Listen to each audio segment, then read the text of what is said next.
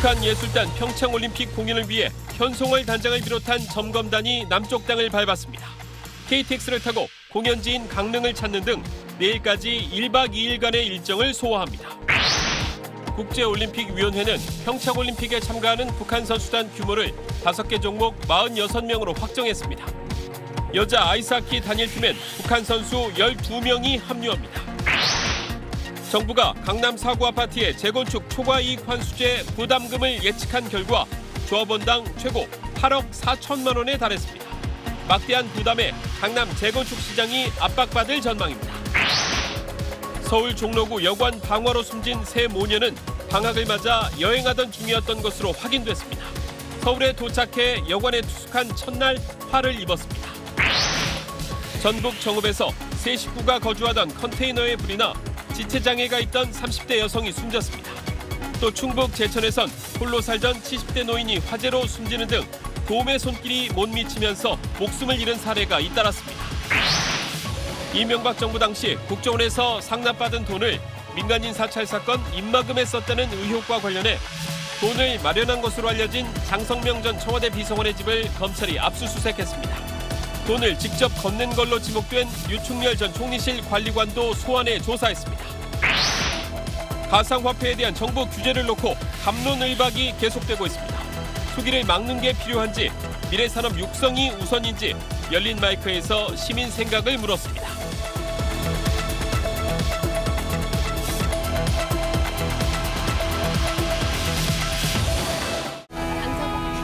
마스크가 필요 없는 세상으로. 내일을 바꾸는 현대 수소전기차.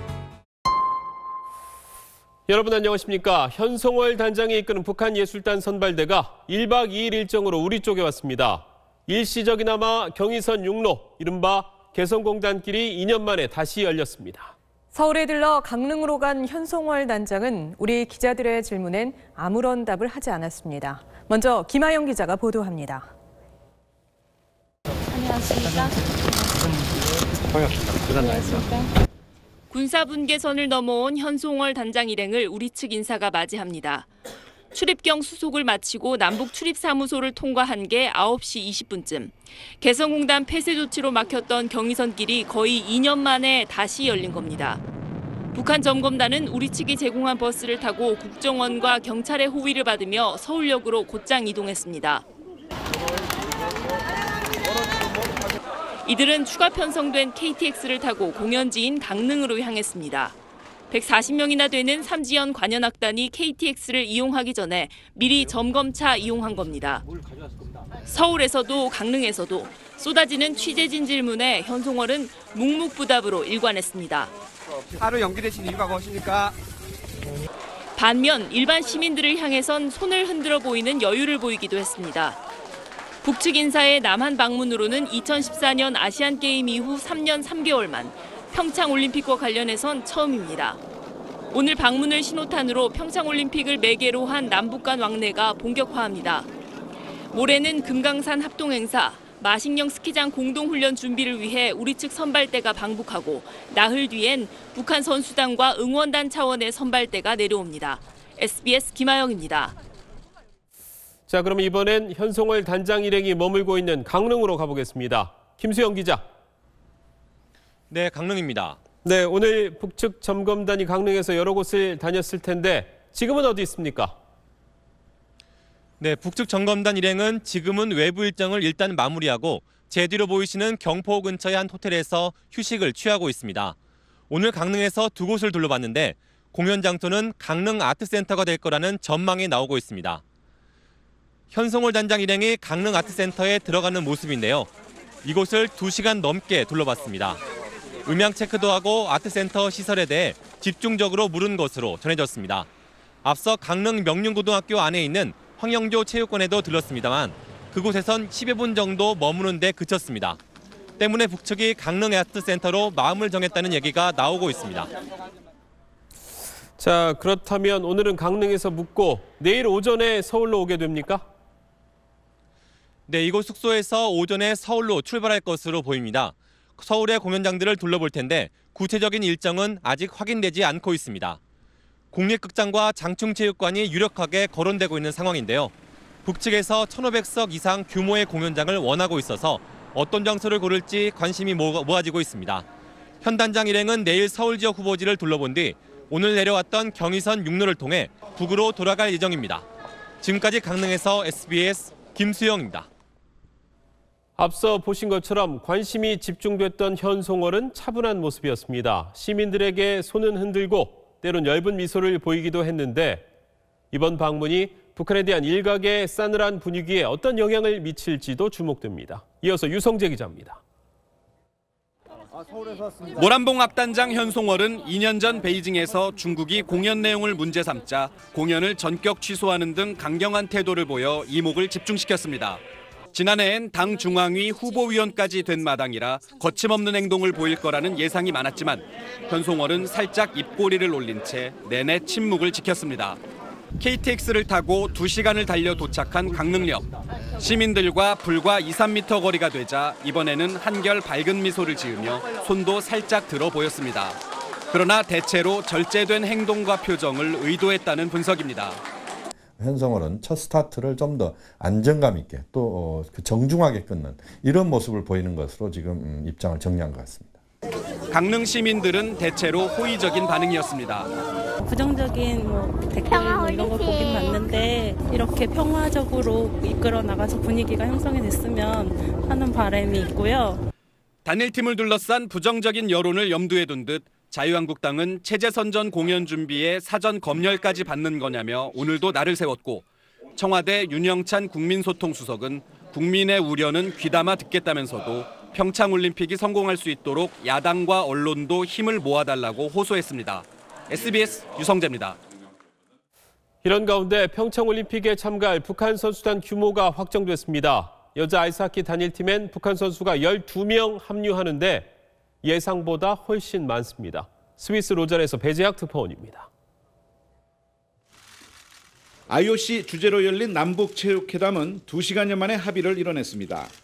북한은 여자 아이스하키와 피겨페어, 알파인과 크로스컨트리 스키, 그리고 남자 쇼트트랙까지 5개 종목에 걸쳐 출전권을 얻어냈습니다. 자력으로 올림픽 티켓을 따냈던 피겨페어의 염대옥, 김주식 조를 제외하면 전원 와일드카드를 받아 평창에 옵니다. 선수는 모두 22명이고 임원 24명까지 포함하면 46명이나 됩니다. I'm sure that this will be a very emotional moment, not only for all Koreans, but also for the entire world. 북한 선수단 규모가 크게 늘어난 것은 여자 아이스하키 선수가 예상보다 훨씬 많은 12명이나 되기 때문입니다. 남과 북은 이 가운데 3명의 선수를 한국 대표팀 감독이 정해 매경기에 출전시키기로 합의했습니다. 게임 엔트리는 늘 22명인 거고요. 그 게임 엔트리 22명에 북한 아이스하키 선수 3명 정도가 늘 출전할 수 있도록 한다. 올림픽 사상 처음으로 구성된 여자 아이스하키 남북 단일팀은 한반도기가 그려진 유니폼을 입습니다. 팀의 약칭으로는 대한민국을 의미했던 KOR 대신 프랑스어로 코리아를 나타내는 COR을 사용합니다. 개폐식에서는 아리랑이 울려 퍼지는 가운데 한반도 길을 들고 코리아라는 이름으로 남북한이 공동 입장하게 됩니다. 스위스 로잔에서 SBS 배재학입니다. 다음 뉴스입니다. 정부가 올해 부활한 재건축 초과이익 환수제 예측 결과를 공개했습니다. 서울 강남 재건축 아파트의 경우에 조합원당 많게는 8억 원 이상 부담해야 하는 걸로 나타났습니다. 먼저 조성현 기자입니다.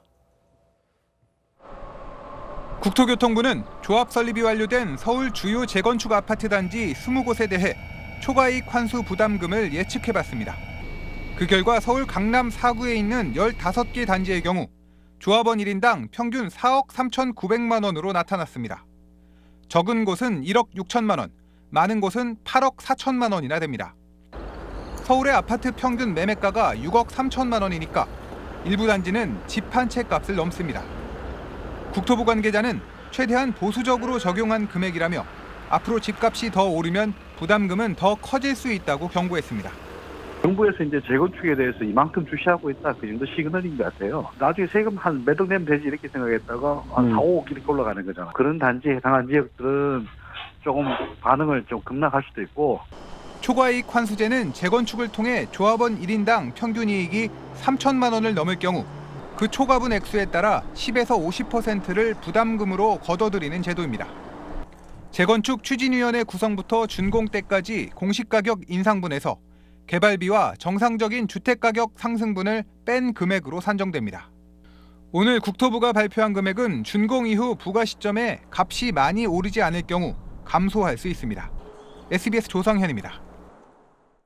오늘 예측치를 공개한 건 정부가 강남 집값 상승이 재건축 아파트에서 시작됐다고 보고 이걸 잡겠다는 강한 의지를 내비치는 거라고 해석할 수 있습니다.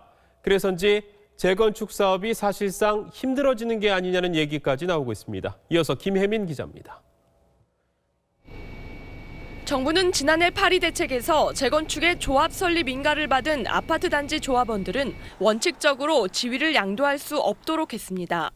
재건축 연한을 40년으로 확대하고 분양가 상한제도 필요하면 도입하기로 했습니다. 재건축 초과이익 환수제까지 재건축의 사중 족쇄를 채우는 셈입니다.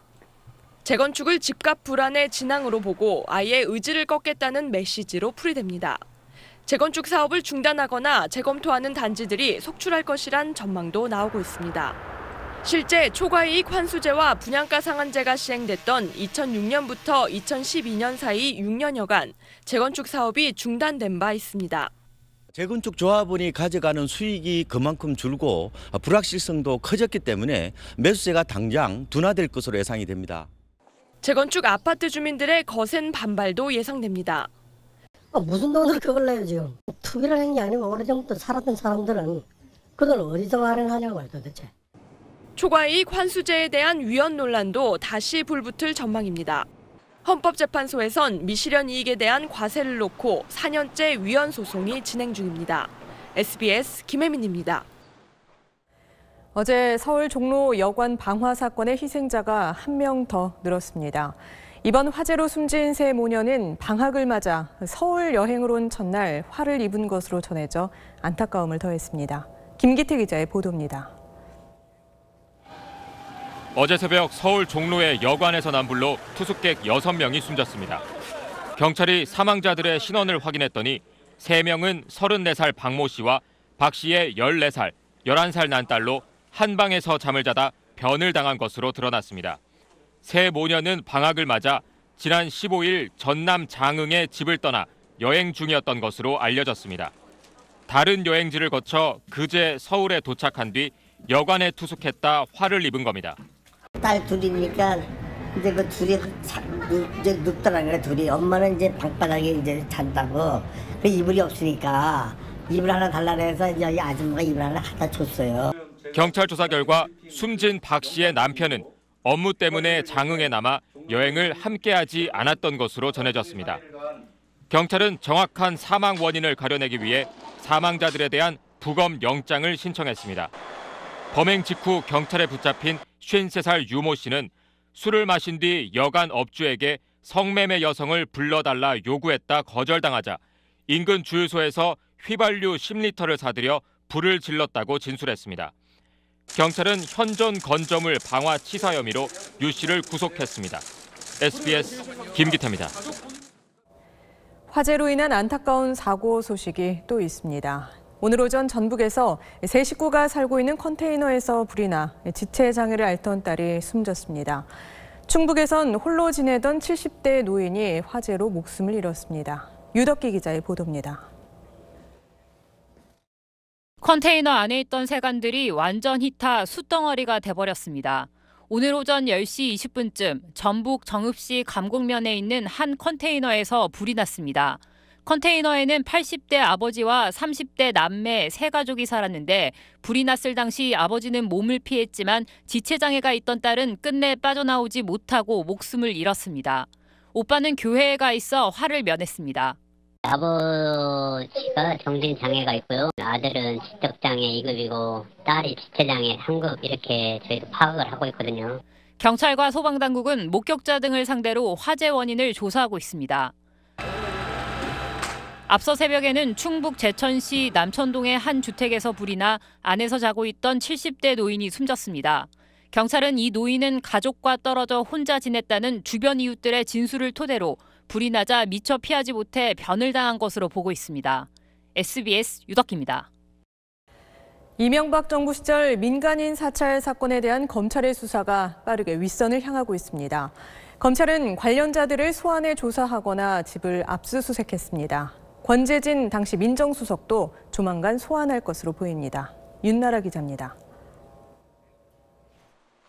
검찰은 민간인 사찰 사건을 폭로한 장진수 씨에게 입막음조로 관봉을 전달한 류충렬 전 총리실 공직복무관리관을 소환했습니다. 류 전 관리관은 지난 2012년 수사 당시 장인이 준 돈을 전달했다고 말했지만 최근 수사팀과의 통화에서 과거 거짓 진술을 했다며 장성명 전 청와대 공직기강 비서관으로부터 받은 것이라고 털어놨습니다. 장 전 비서관은 여전히 돈을 받은 적도 건넨 적도 없다며 의혹을 부인하고 있습니다. 검찰은 이에 따라 장 전 비서관의 집을 압수수색하고 컴퓨터 하드디스크를 확보하는 등 강제 수사에 나섰습니다. 검찰은 장 전 비서관을 참고인에서 피의자로 신분을 바꿔 내일 다시 소환하기로 했습니다. 입막음을 지시한 윗선도 곧 윤곽을 드러낼 전망입니다.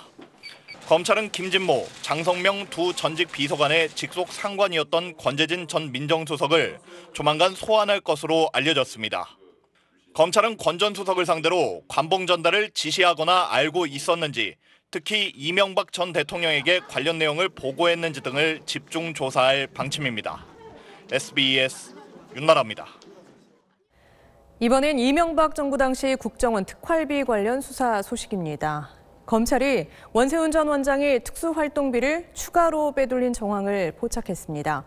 이명박 정부 청와대에 추가로 상납됐을 가능성을 염두에 두고 돈의 행방을 쫓고 있습니다. 임찬종 기자의 보도입니다. 검찰은 그제 원세훈 전 국정원장의 집을 압수수색하고 부인 이모 씨를 소환해 조사했습니다. 원세훈 전 원장이 지금까지 알려진 것 외에 국정원 특수활동비를 추가로 빼돌린 정황을 포착했기 때문입니다. 지금까지 검찰은 원 전 원장이 김백준 전 총무기획관 등 청와대 관계자들에게 건넨 3억 원과 미국에 송금한 돈 200만 달러 등이 특수활동비를 빼돌린 것으로 의심하고 수사해왔습니다. 그런데 최근 국정원 관계자 조사 과정에서 원세훈 전 원장이 빼돌린 특수활동비가 더 있다는 진술을 확보한 것으로 알려졌습니다. 검찰 관계자는 원세훈 전 원장이 특수활동비를 뭉텅이로 빼낸 것으로 보이는 사례가 몇 건 더 있다며 원 전 원장이 국정원 돈을 자기 돈처럼 사용한 것으로 보인다고 설명했습니다. 검찰은 특히 이 돈 가운데 일부가 청와대에 추가로 상납됐을 가능성을 염두에 두고 있습니다. 검찰은 이와 함께 원 전 원장의 아들이 서울의 고급 아파트를 현금으로 구입한 사실을 확인하고 돈의 출처를 추적하고 있습니다. SBS 임찬종입니다. 다스 실소유주 의혹 공세는 오늘도 계속됐습니다. 여당에서 이상은 회장도 월급쟁이에 불과하다는 녹취록을 공개했는데 이명박 전 대통령 측은 대응할 가치도 없다고 일축했습니다. 이세용 기자입니다. 민주당 박범계 의원이 다스 내부 고발자가 제공했다면서 2016년에 녹음된 다스 이상은 회장의 아들, 즉 이명박 전 대통령 조카인 이동형 씨 발언을 공개했습니다. 녹취록에 따르면 해고된 다스 직원에게 나도 어디 갈 데가 없다. 아버지도 여기서 월급 받고 있지라고 하소연합니다. 이상은 회장은 월급 사장에 불과하다는 것을 그의 아들이 실토했고 다스의 원망을 품은 직원이 오롯이 저장해 놓은 증거입니다. 다스가 거래업체에서 받은 리베이트가 이 전 대통령에게 전달됐다는 의혹도 제기했습니다.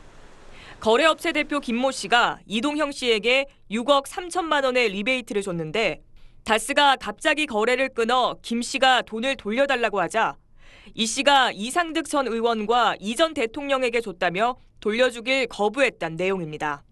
이 전 대통령 측은 대꾸할 가치가 없다며 일축했습니다.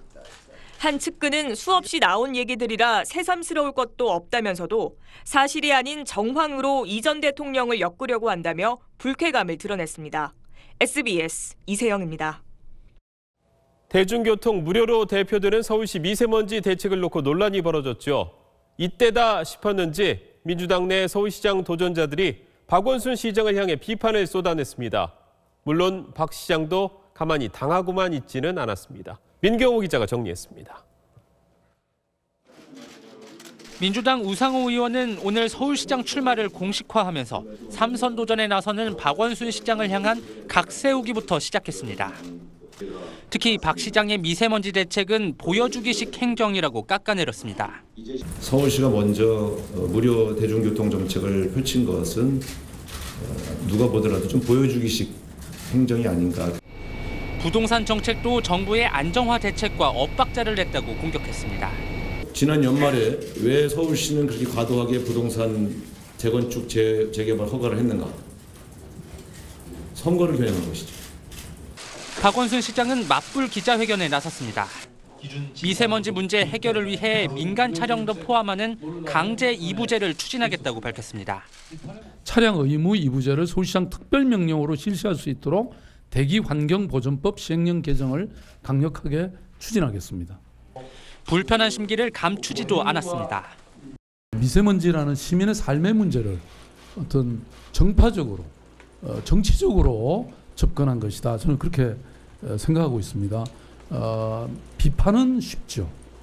오늘 하루 동안에도 민병두 의원은 서울시 미세먼지 대책을 틀린 길이라고 비판했고 박영선 의원은 시내 걷기 행사로 견제에 나서는 등 민주당 당내 경쟁자들의 비판이 이어졌습니다. SBS 민경호입니다. 최저임금 상승이 부담스러운 영세 사업장에선 일자리 안정자금을 신청할 수 있습니다. 정부가 근로자 1인당 13만 원씩 보태주는 제도입니다. 하지만 정작 소상공인들의 반응은 신통치가 않습니다. 월급이 190만 원을 넘으면 안 되고 고용보험에 가입해야 하는 등 조건이 까다롭기 때문입니다. 정경윤 기자가 취재했습니다. 편의점을 운영하는 이호준 씨는 일자리 안정자금을 신청하려다 포기했습니다. 직원들이 고용보험에 가입해야 하는 신청 조건 때문입니다. 주 40시간을 근무하는 최저임금 근로자의 경우 급여는 22만 원 넘게 오르는데 정부 지원금을 받으려면 보험료로 13만 원 이상을 내야 합니다. 게다가 직원들도 보험료 낼 돈을 현금으로 받고 싶다며 반대하는 상황입니다. 다음 달에 쓸 수 있는 3만 원, 4만 원이 더 중요한데 막상 4대 보험을 자기가 내야 된다고 하니까 저는 그럼 일 안 할래요라고 하는 거죠. 이 때문에 정부는 보험에 처음 가입하면 1년간 보험료를 크게 깎아주고 있지만 사업주 입장에선 그 다음에부터 부담이 커져 신청을 꺼리는 겁니다. 연장 근무가 많은 음식점 등에선 직원들의 급여가 기준선인 월 190만 원을 넘는 경우가 대부분이어서 아예 신청조차 못합니다. 190만 원 이하 되면 그러면 안 되긴. 근데 어쩔 수 없어요. 식당은 뭐 아침 10시에 와서 저녁 10시에 하든가. 정부는 초과 근무가 많은 생산직 근로자의 경우 급여가 190만 원 이상이라도 신청할 수 있도록 예외를 두고 있는데 서비스업 근로자도 포함시키는 방안을 논의하고 있습니다. 소규모 사업체 중심인 시급 중심으로 진행되는 걸 고려한다면 시급제나 고용 형태를 반영한 지원 제도를 개선하면 정부는 월급이 지급되는 1월 말부터 일자리 안정자금 신청이 늘 것으로 기대하고 있지만 영세 사업장의 현실을 정책에 더 반영해야 한다는 목소리가 높습니다. SBS 정경윤입니다. 가상화폐 거래 규제 대상입니까? 아닙니까? 또 만약에 규제를 한다면 어느 정도가 적당하겠습니까? 이렇게 가상화폐에 대한 시민들의 생각을 들어봤습니다. 김관진 기자입니다. 요즘엔 사람들이 모이는 곳이면 어디를 가나 가상화폐, 비트코인에 대한 이야기를 들을 수 있습니다. 특히 최근엔 정부의 규제 정책을 두고 찬반 논쟁이 뜨거운데요. 찬성이냐 반대냐, 현장에서 만난 시민들은 다양한 의견을 내놨습니다. 과열된 가상화폐 시장에 대한 우려는 비슷했습니다. 금액이 올라서 돈을 많이 번 사람도 봤고요. 그러다 보니까 더 혹해서 주변에서 이렇게 하는 것 같더라고요, 사람들이. 책임을 물을 수 없는 자들에 의해서 화폐가 발행이 되고 있고 유통이 되고 있다라는 것은 분명히 문제가 있고 정부의 규제를 놓고 대부분 필요성은 공감했습니다. 하지만 규제의 강도나 시기를 놓고는 생각이 달랐습니다. 너무 좀 강압적이지 않나. 너무 지금 급격하게 규제를 하기보다는 서서히 조금씩 규제를 해나가는 게 좀 좋지 않을까. 이대로 방치한다면 선의의 피해자가 속출이 되고 누구에게도 원망할 수가 없기 때문에 정부는 적극적으로 개입을 해서 특히 젊은 층일수록 투기성 논란이나 블록체인 기술 제약 같은 전문가들의 논쟁과 상관없이 자신들의 희망을 빼앗지 말라고 목소리를 높였습니다. 적은 돈으로도 큰 수익을 벌 수 있는 확률이 있는 투자 시장이니까 서민의 기회를 뺏는 거 아닌가. 오락가락하는 정부 당국자들의 입장 변화가 문제를 더 키운다는 지적도 나왔습니다. 언론 플레이 형식으로 뭐 폐쇄를 하겠다, 이거 투기다, 도박이다 이런 식으로 하는 거 오히려 정부가 더 조장을 하는 셈이 되는 거죠. 다만 가상화폐가 미래 산업으로 연착륙하기 위해선 정부의 역할이 가장 중요하다는 데는 이견이 없었습니다. SBS 김관진입니다. 장애인들의 비행기 이용은 보시는 것처럼 해마다 늘어나고 있습니다. 한 설문조사에선 장애인 10명 중 9명 정도가 해외여행을 희망한다고 답했습니다. 하지만 우리 공항이나 항공기를 보면 특히 장애인들이 이용하기에 불편한 점이 한두 가지가 아니었습니다. 한지연 기자가 현장 취재했습니다. 김포공항에서 제주도로 가는 한 시각장애인 동행자가 촬영한 화면입니다. 제주공항에 도착하면 안내를 받을 수 있는지 묻자 개인적으로 부탁드리면 이렇게 안내를 해주시는 거죠? 제가 따로 도우미 서비스가 없는데 6시 20분 고객님 안 계세요? 하지만 제주공항에 도착하니 아무도 나타나지 않습니다. 혼자서 여행이나 뭐 방문은 어디든 방문은 지금 불가능한 상태라는 거거든요. 공항 청사에 반드시 설치하게 돼 있는 점자 블록도 없습니다. 정말 심각하다. 저기 아예 선형 블록 자체가 없네요, 입구에. 어떻게 들어가지? 직접 공항을 찾아가 봤습니다. 이렇게 출입문에서도 바로 보이는 안내 데스크를 찾는데 어떤 어려움이 있는지 시각장애인과 함께 알아보도록 하겠습니다. 시작하겠습니다. 점자 블록이 없다 보니 출입구부터 찾기가 쉽지 않습니다. 불과 20m 남짓한 거리지만 실례합니다. 길 좀 여쭤볼게요. 허공에 도움을 청했다 쭈뼛쭈뼛하는 시민을 만나기도 여러 차례. 결국 1분 35초나 걸렸습니다. 공항에서 지하철로 통하는 길은 들어오는 쪽만 블록이 설치돼 있고 죄송합니다. 위험한 상황도 발생합니다. 이렇게 조심. 네? 뭐예요? 이 모델링을 진행할 수밖에 없으니까 이게 이렇게 된 부분입니다. 불편 겪었다는 건 뭐 인정 안 할 수는 없죠. 청각장애인도 마찬가지. 기내에서 난기류에 대한 방송이 흘러나와도 좌석비를 착용 상태를 확인해 주십시오. 화면엔 어떤 주의 표시도 나타나지 않습니다. 장애인의 가장 큰 소망이지만 높은 문턱이기도 한 해외여행. 소수를 배려하는 제도적 뒷받침이 아쉽습니다. SBS 한지연입니다. 해가 바뀌면 몇 살인지 나이 질문 많이 받죠. 한국식 나이와 만 나이, 그리고 연 나이. 우리는 나이에 대한 답이 3가지나 있습니다.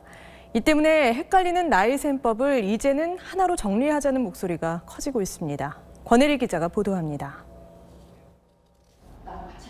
산후조리원에 나란히 누운 신생아들이지만 벌써 나이는 1살, 2살로 갈렸습니다. 연말에 태어난 아이도 양력으로 해가 바뀌면 바로 1살 더 먹기 때문입니다. 이른바 한국식 나이입니다. 이렇다 보니 11, 12월엔 출산이 확연히 줄어들 만큼 연말 출생은 불리하다는 인식이 퍼져 있습니다. 11월, 12월에는 좀 병실이 비는 편이에요. 그 며칠 차이로 아기 나이가 1살 이상 차이 나니까 계획을 좀 그렇게 하는 것 같습니다. 한국식 나이의 연원은 규명된 게 없습니다. 아버지의 혈통을 중시해 수정 때부터 사람으로 보는 유교적 사고, 음력에 대한 문화적 애착 등이 섞이며 지금의 나이가 자리 잡았다는 게 통설입니다. 생명을 소중히 여기는 그런 저희 나라 풍습에 맞는 것 같아서 괜찮은 것 같아요. 서열을 중시하는 문화도 영향을 미쳤습니다. 한국식 나이 세는 체계가 무너지면 서로 형이나 누나 같은 호칭도 정하기가 좀 어렵고 법적으로는 만 나이가 원칙이지만 취약 연령, 청소년 보호법 등 올해에서 태어난 해를 뺀 연 나이가 기준이 될 때도 있습니다. 세 개의 나이 체계가 공존하는 겁니다. This can be very confusing to us. So you're born and you're already 1 year old? 음력 설날을 기준으로 모든 것을 카운팅해 나가는 문화이기 때문에 현대 양력 위주의 생활에서는 굉장히 불편한 감이 없지 않아 있어요. 20대부터 60대까지 시민 500명에게 물었습니다. 세 가지 나이 셈법이 불편하고 하나로 통일했으면 좋겠다는 응답이 무려 92%를 넘었습니다. 가장 선호하는 나이 셈법은 외국에서도 표준인 만나이입니다. 그 다음이 연나이, 일상에서 많이 쓰는 한국식 나이는 선호도가 가장 낮았습니다. 만나이와 한국식 나이 둘만 놓고 선택해보라는 질문에는 62%가 만나이를 선호했습니다. 만나이 지지자들은 절충 아닌 연나이에 대한 거부감도 더 컸습니다. 형, 동생, 누나, 동생 이런 게 있으니까 지금 저희끼리 막 바꾸기는 쉽지 않고 정부 주도로 해서 만나이로 통일을 해주면은 나중에는 정착이 되지 않을까 하는. 세계 유일한 고무줄 나이 셈법. 사회적 논의를 거쳐 이젠 정리할 때가 됐다는 목소리가 커지고 있습니다. SBS 권애리입니다. 세계적인 멸종위기종인 황새가 최근 강원도 강릉에서 2마리나 발견됐습니다. 이 중 한 마리는 일본에서 방사됐다가 죽은 것으로 알려진 황새인데요. 어떤 사연인지 조재근 기자가 취재했습니다. 사냥한 커다란 물고기를 놓고 서로 실랑이하는 황새 2마리. 지난해 11월 처음 발견된 이후 2달 넘게 이 하천에 함께 머물고 있습니다.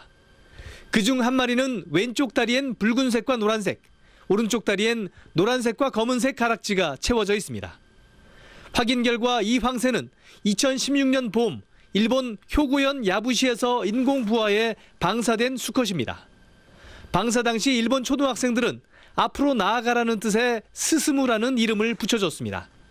이후 1년 넘게 관찰되지 않아 죽은 것으로 추정됐지만 바다를 건너 강릉까지 날아온 겁니다. 반면 다리에 가락지가 없는 다른 황새는 러시아에서 온 것으로 추정됩니다. 일본에서 온 개체는 한국에서 터세어 과정에 있는 것으로 보이고요. 러시아에서 온 개체는 우리나라에서 월동을 하기 위해서 찾아왔습니다. 죽은 줄 알았던 스스무의 생존 소식이 알려지자 스스무를 방사했던 초등학생들은 응원의 편지까지 보내왔습니다. 이 황새를 다시 발견해줘서 매우 고맙다. 그리고 같이 있는 야생 황새가 같이 짝을 이루거나 아니면 이들과 함께 다시 자기네 그 고향으로 돌아왔으면 좋겠다라고 하는. 세계적으로 번식 가능한 것으로 추정되는 황새는 2,400여 마리. 국내에서는 2015년 이후 17마리를 방사했는데 현재는 21마리가 생존해 있습니다. SBS 조재근입니다. 이집트는 세계적인 관광지로 유명하지만 테러가 계속되면서 관광업이 급격히 기울었습니다. 그런데 최근 IS가 몰락하면서 이집트 관광이 되살아나고 있습니다. 카이로에서 이대욱 특파원이 소식 전해왔습니다. 피라미드와 나일강, 홍해 등 세계 최고의 유적을 자랑하는 이집트. 노동인구의 12%가 관광 산업에 종사할 정도로 관광업은 이집트 경제의 버팀목이었습니다. 이집트 혁명 이후 관광객이 급감해 IS가 위세를 떨친 2016년엔 관광객이 한창 때의 3분의 1 수준으로 떨어졌습니다. 이집트를 찾는 한국인 관광객은 2007년 8만 명으로 정점을 찍었습니다. 하지만 이집트 혁명과 테러가 겹치면서 발길이 뚝 끊기기 시작했습니다. 이집트의 관광업은 IS 몰락 이후부터 뚜렷한 회복세를 보이고 있습니다. 관광 성수기인 9월과 10월 관광객은 1년 사이에 60% 늘었고 지난해 11월엔 3년 9개월 만에 한국인 단체 관광까지 재개됐습니다. 교과서에 보게 되면은 스핑크스와 또 피라미드 생각나지 않습니까? 그거를 현재 가서 직접 체험하고 볼 수 있는 기회를 갖고 싶어서 왔습니다. 이집트 토착 기독교 콥트교를 상대로 한 테러가 이어지고 있고 시나이 반도에선 IS 세력이 남아있어 아직 완전히 안심할 단계는 아닙니다. 주한 이집트 대사관은 이집트 방문 시 종교시설 관광을 자제하고 시나이 반도는 출입을 금지할 것을 당부했습니다. 카이로에서 SBS 이대욱입니다.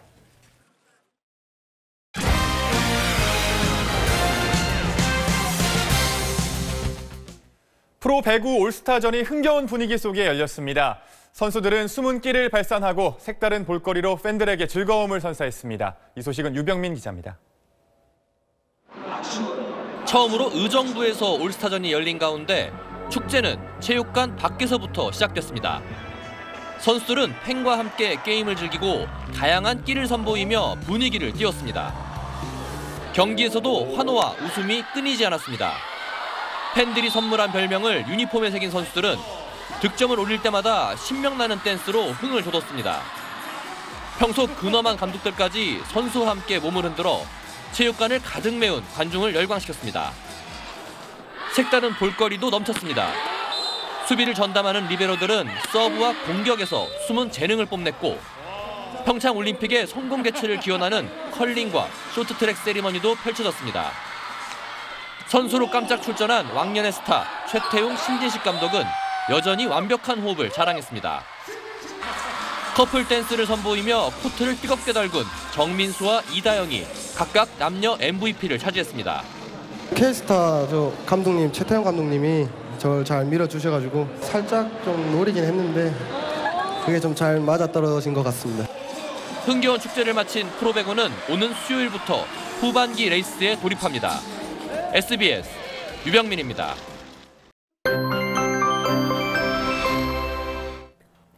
미세먼지가 이제 물러갈 채비를 하고 있습니다. 현재 수도권의 미세먼지 농도는 보통 수준으로 회복했고요. 차츰 대기 확산은 더 원활해지면서 내일 오후부터는 충청 이남 지방도 깨끗해질 전망입니다. 다만 내일 밤부터 모레 새벽 사이에 전국에 눈 소식이 있습니다. 강원 영서 지방 최고 8cm, 수도권과 충청도는 2에서 5, 남부 지방은 1에서 3cm가량의 눈이 예상되는데요. 눈도 눈이지만 이 눈구름 뒤로 강한 한기가 밀려오겠습니다. 이번 주는 다시 강력 한파에 대비가 필요하겠습니다. 화요일 서울 아침 기온은 영하 13도, 주 중반에는 영하 15도까지 곤두박질치겠습니다. 낮 동안에 전국에 가끔 구름 많겠고요. 저녁 무렵 이 수도권부터 눈이 내리기 시작하겠습니다. 오후부터는 서해안 지방에서 바람이 차츰 강해지겠습니다. 모레부터 시작되는 한파는 주말까지도 길게 이어지겠습니다. 날씨였습니다. 초과이익 환수 차원에서 강남에서 아파트 재건축을 하면 최대 8억 원대 돈을 부담해야 한다는 정부 예측치를 보고 두 가지 생각이 들었습니다. 도대체 재건축하면 얼마나 오르길래 8억 원씩 토해낼까 하는 점과 정부 정책이 영어 교육 문제나 가상화폐 대책처럼 또 오락가락하진 않을까 하는 걱정이었습니다. 뉴스 마치겠습니다. 고맙습니다.